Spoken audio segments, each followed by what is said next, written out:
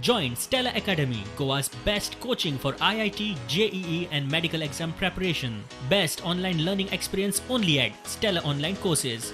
Call us now. तो आने वाले 5 दिन में कोई भी दिन में गोवा के लिए हीटिंग वार्निंग आईएमडी की तरफ से इश्यू नहीं हुआ है। इस सीज़न में जब भी रेनफॉल होता है तो लाइटनिंग और थंडर के साथ ही होगा, इसलिए आने वाले 2 दिन में यानी कि 6th and 7th of May को लाइट रेन और थंडर शावर के चांसेस है। पिछले एक हफ्ते से पणजी और मर्मगोवा में जो एक दिन का मैक्सिमम टेम्परेचर, जिसको हम डेली मैक्सिमम टेम्परेचर बताते हैं, जो नॉर्मल टेम्परेचर से थोड़ा सा हाई चल रहा है। हाई इन द सेंस, अभी जैसे पणजी का टेम्परेचर नॉर्मल टेम्परेचर यानी कि एवरेज टेम्परेचर इस दिन का है वो 33.7 है, तो हमें रिपोर्ट हो रहा है 35 के अराउंड का टेम्परेचर।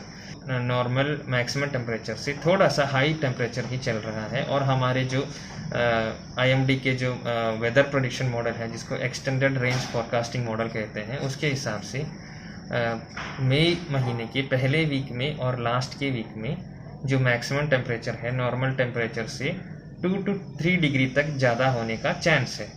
प्रोबेबिलिटी को रखते हुए कि टेम्परेचर 2 to 3 डिग्री तक जा सकता है, जैसे हम एडवाइस करते हैं कि लोग जो है, कॉमन लोग, आदमी जो है, हीट से ज़्यादा एक्सपोजर मत रहें और डिहाइड्रेशन के लिए प्रिकॉशंस लें।